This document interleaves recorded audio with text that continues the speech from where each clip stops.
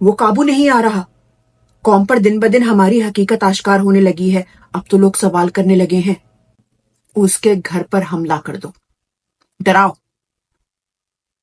سر نہیں ڈرے. عام غریب میلے کچیلے سے لے کر بڑی بڑی گاڑیوں والے دن رات پہرا دیتے ہیں اس کا. طاقت کا استعمال کرو، واپس بھاگ جائیں گے. اکیلا کر دو.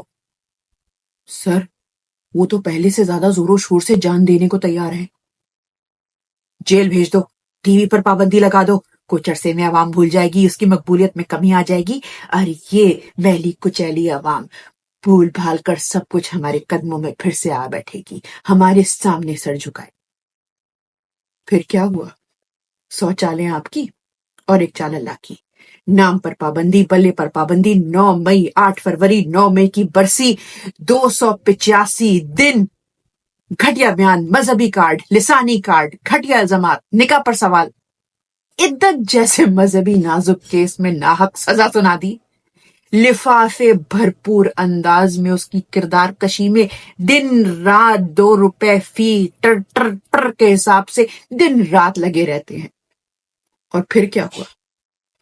ایک جھلک اور پاکستان نیلے رنگ میں رنگ گیا، اور بیانیہ تو وڑ گیا. پاکستان زندہ باد. ہمارا وزیر اعظم عمران خان.